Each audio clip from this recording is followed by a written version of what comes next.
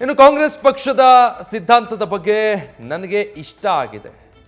ನನ್ನ ಆಲೋಚನೆಯಂತೆಯೇ ಕಾಂಗ್ರೆಸ್ ಸೇರ್ಪಡೆಯಾಗ್ತೀನಿ ಅಂತ news first ಜೊತೆ ನಿಶಾ ಯೋಗೇಶ್ವರ್ ಮಾತನಾಡಿದ್ದಾರೆ. ನನ್ನ ಆಲೋಚನೆಯಂತೆಯೇ ಕಾಂಗ್ರೆಸ್ ಸೇರ್ಪಡೆಯಾಗ್ತೀನಿ, ಕಾಂಗ್ರೆಸ್ನ ಸಿದ್ಧಾಂತ ನನಗೆ ಹಿಡಿಸಿದೆ ಅಂತ. ಕಾಂಗ್ರೆಸ್ ಮಹಿಳೆಯರ ಪರವಾಗಿ ಕೆಲಸ ಮಾಡುತ್ತೆ. ಪಕ್ಷ ಸೇರ್ಪಡೆಯ ಬಗ್ಗೆ ತನ್ನ ತಂದೆಯೊಂದಿಗೆ ಕೂಡ ಮಾತನಾಡಿದ್ದೇನೆ ಅಂತ ಸಿಪಿ ಯೋಗೇಶ್ವರ ಪುತ್ರಿ ನಿಶಾ ಎಕ್ಸ್ಕ್ಲೂಸಿವ್ ಆಗಿ ನ್ಯೂಸ್ ಫಸ್ಟ್ ಜೊತೆ ಮಾತನಾಡಿದ್ದಾರೆ. ಸೊ ನಿಶಾ ಯೋಗೇಶ್ವರನ್ನ ನಮ್ಮ ಪ್ರತಿನಿಧಿ ಹರೀಶ್ ಮಾತನಾಡಿಸಿದ್ದಾರೆ. ಏನ್ ಹೇಳಿದ್ದಾರೆ ನೋಡಿ. ಮಾಜಿ ಸಚಿವ ಸಿಪಿ ಯೋಗೇಶ್ವರ್ ಅವರ ಪುತ್ರಿ ನಿಶಾ ಯೋಗೇಶ್ವರ್ ಈಗಾಗಲೇ ಕೂಡ ಒಂದು ಕಾಲನ ಕಾಂಗ್ರೆಸ್ ಕಡೆಗೆ ಇಟ್ಟಿರುವಂಥದ್ದು ಗೊತ್ತಾಗ್ತಿದೆ. ನಮ್ಮ ಜೊತೆಗೆ ನಿಶಾ ಯೋಗೇಶ್ವರ್ ಇದ್ದಾರೆ. ಅವ್ರ ಹತ್ರ ಒಂದಷ್ಟು ವಿಚಾರಗಳನ್ನ ಮಾತಾಡುವಂಥ ಒಂದು ಪ್ರಯತ್ನ ಮಾಡೋಣ.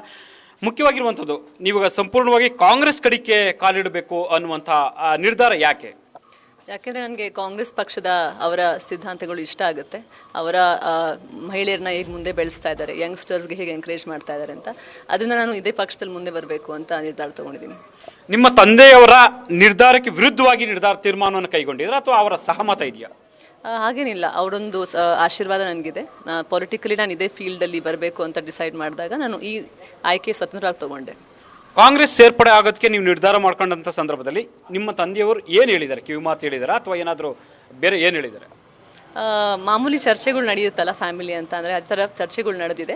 ಆದರೆ ಮಕ್ಕಳು ದೊಡ್ಡವರಾದಾಗ ಅವರೇ ಒಂದು ಸ್ವತಂತ್ರವಾಗಿ ನಿರ್ಧಾರ ತಗೊಳ್ಳೋಕ್ಕೆ ಹಾಗೆ ತಂದೆ ತಾಯಿ ಬೆಳೆಸ್ತಾರೆ. ಅದೇ ನನಗೆ ಇಂಡಿಪೆಂಡೆನ್ಸ್ ನನಗೂ ಸಿಕ್ಕಿದೆ. ಸೊ ನನಗೆ ಈ ಒಂದು ಪಾರ್ಟಿಯ ಎಲ್ಲ ಒಂದು ವ್ಯಾಲ್ಯೂ ಸಿಸ್ಟಮ್ಸ್, ಐಡಿಯಾಲಜಿ ಇಷ್ಟ ಆಯಿತು. ಅದಕ್ಕೆ ಇದರಲ್ಲೇ ಮುಂದೆ ಬರಬೇಕು ಅಂತ ನಾನು ಚೂಸ್ ಮಾಡಿದೆ. ಅಲ್ಲ, ಯಾಕೆ ಅಂತಂದರೆ ರಾಜಕೀಯಕ್ಕೆ ಬರಬೇಕು ಅಥವಾ ಬರಬಾರ್ದು ಅಂತ ಹೇಳಿದ್ರೆ, ಅಥವಾ ಇಲ್ಲೇ ಬಿಜೆಪಿಯಲ್ಲಿ ಇರ್ಬೋದಾಯಿತು ಅಂತ ಹೇಳಿದ್ರೆ, ಅಥವಾ ಬೇರೆ ಏನಾದರೂ ಸಲಹೆಗಳ ಸೂಚನೆಗಳನ್ನ ಕೊಟ್ಟಿದ್ದಾರೆ ನಿಮಗೆ? ಸರ್, ಈ ಪ್ರಶ್ನೆಗಳು ಆ್ಯಕ್ಚುಲಿ ನೀವು ಅವ್ರನ್ನೇ ಕೇಳಿದ್ರೆ ಚೆನ್ನಾಗಿರುತ್ತೆ. ಯಾಕೆಂದರೆ ಅವರು ಸ್ವಂತವಾಗಿ ಉತ್ತರ ಕೊಡ್ಬೋದು. ಅವಾಗ ನೀವು ನನ್ನ ಆಲೋಚನೆಗಳ ಬಗ್ಗೆ ಕೇಳಿದ್ರೆ ನಾನು ಅದ್ರ ಬಗ್ಗೆ ಆರಾಮಾಗಿ ಉತ್ತರ ಕೊಡ್ಬೋದು. ನಿಮ್ಮ ಕುಟುಂಬದ ಕಾರಣಕ್ಕಾಗಿ ನಾನು ಈ ಪ್ರಶ್ನೆ ಕೇಳಬೇಕಾಗಿತ್ತು.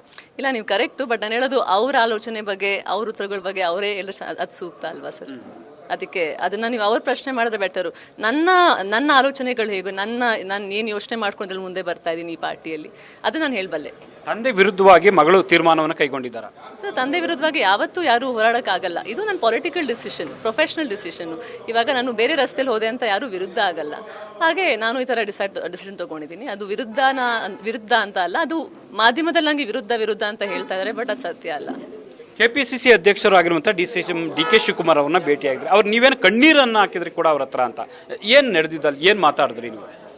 ನನ್ನ ಪ್ರಯತ್ನಗಳು ಆಲ್ಮೋಸ್ಟ್ 8 ಮಂತ್ಸಿಂದ ಮಾಡ್ತಾ ಇದ್ದೀನಿ. ನಾನು ಹೋರಾಟ ಮಾಡಬೇಕು, ಈ ಒಂದು ಚುನಾವಣೆಯಲ್ಲಿ ಕೂಡ ನಾನು ಹೋರಾಟ ಮಾಡಬೇಕು, ನನ್ನ ಜನರ ಜೊತೆ ಇನ್ನೂ ಒಂದು ಸ್ವಲ್ಪ ನಾನು ಆ್ಯಕ್ಟಿವ್ ಆಗಿ ಪಾರ್ಟಿಸಿಪೇಟ್ ಮಾಡಬೇಕು ಅಂತ ನನ್ನ ಒಂದು ಇಷ್ಟ. ಅದಕ್ಕೆ ನಾನು ಹೋರಾಟ ಮಾಡಬೇಕು ಅಂತಲೇ ಅವ್ರನ್ನ ಕೇಳೋಕ್ಕೆ ಅಲ್ಲಿ ತಿರ್ಗಾ ಭೇಟಿಯಾಗಿದೆ. ಅವರು ಏನು ಹೇಳಿದ್ರು ಡಿ ಕೆ ಶಿವಕುಮಾರ್ ಅವರು? ಅವರು ಸದ್ಯದಲ್ಲಿ ಒಂದು ಡಿಸಿಷನ್ ಮಾಡಿ ತಿಳಿಸ್ತೀನಿ ಅಂತ ಹೇಳಿದ್ದಾರೆ. ನನಗೆ ಡಿ ಕೆ ಶಿವಕುಮಾರ್ ಸರ್ ಮೇಲೆ, ಡಿ ಕೆ ಸುರೇಶ್ ಸರ್ ಮೇಲೆ, ಬಾಲಕೃಷ್ಣ ಸರ್ ಮೇಲೆ, ರಘುವರ ರಾಮಣ್ಣ ಸರ್ ಮೇಲೆ ತುಂಬ ನಂಬಿಕೆ ಇದೆ. ಯಾಕೆಂದರೆ ಇವರೆಲ್ಲ ನಾವು ನೋಡ್ತಾ ಇದ್ದೀವಿ ಮಾಧ್ಯಮದಲ್ಲಿ, ಲಾಸ್ಟ್ ಎಲೆಕ್ಷನ್ ಆದಮೇಲೂ ಕೂಡ ಎಷ್ಟು ಮಾಡಿದ್ದಾರೆ, ಎಷ್ಟು ಏನೇನು ಪ್ರಾಮಿಸಸ್ ಕೊಟ್ಟರು, ಅದನ್ನೆಲ್ಲ ಅವರು ನಿಂತು ಅದನ್ನು ಎಲ್ಲನೂ ಈಡೇರಿಸಿದ್ದಾರೆ. ಸೊ ನನಗೆ ಅದೇ ಒಂದು ನಂಬಿಕೆ ಮೇಲೆ, ನನಗೂ ಅದೇ ಥರ ಅವ್ರು ಹೇಳಿದ್ದಾರೆ ಏನೋ ಒಳ್ಳೇದು ಮಾಡೋಣ ಅಮ್ಮ ನಿನಗೆ ಅಂತ. ಸೊ ಅದೇ ನಂಬಿಕೆ ಮೇಲೆ ನಾನು ಇವತ್ತು ಇಲ್ಲಿ ನಿಂತಿದ್ದೀನಿ. CM ಸಿದ್ದರಾಮಯ್ಯ ಅವ್ರನ್ನೇನಾದರೂ ಭೇಟಿಯಾಗಿದ್ರೆ ಇದೇ ರೀತಿ? ಇಲ್ಲ ಸರ್, ಅವ್ರನ್ನ ಭೇಟಿಯಾಗಿಲ್ಲ ನಾನು. ಆದರೆ ನಾನು ನಮ್ಮ ಗುರುಗಳಿದ್ದಾರೆ, ಅಜ್ಜಯ್ಯ ಕಾಡಸಿದ್ದೇಶ್ವರ ಮಠದವರು, ಅವ್ರನ್ನ ಭೇಟಿಯಾಗಿದ್ದೆ. ಅವ್ರನ್ನ ಸಂಪೂರ್ಣವಾಗಿ ಆಶೀರ್ವಾದ ಪಡೆದಿದ್ದೀನಿ. ಅವರು ನನ್ನ ಜೊತೆ ನಿಂತಿರ್ತಾರೆ ಅಂತ ಒಂದು ನನಗೆ ಆಶೀರ್ವಾದ ನೀಡಿದ್ದಾರೆ. ಆಮೇಲೆ ನನ್ನ ಗುರುವಾಗಿ ಅವ್ರು ಇವತ್ತು ನಿಂತಿದ್ದಾರೆ. ಸೊ ಅವ್ರ ಮೇಲೆ ನನ್ನ ತುಂಬ ನಂಬಿಕೆ ಇದೆ. ಅವರು ಆಶೀರ್ವಾದ ಕೊಟ್ಟ ಮೇಲೆ ನಾನು ಮುಂದೆ ಹೋಗ್ತೀನಿ ಅಂತ ನನ್ನ ಭರವಸೆ. ಈ ರಾಮನಗರ ಚನ್ನಪಟ್ಟಣ ಅಂದಾಗ ಕನಕಪುರ ಅಷ್ಟು ಸುಲಭ ರಾಜಕಾರಣ ಅನ್ನೋದೇ ಬೇರೆ ಥರ ಇರುತ್ತೆ. ಅವೆಲ್ಲವನ್ನ ಕೂಡ ನೀವು ಹತ್ರದಿಂದ ನೋಡಿದಿರ ಅನ್ಕೊಂಡಿದ್ದೀವಿ.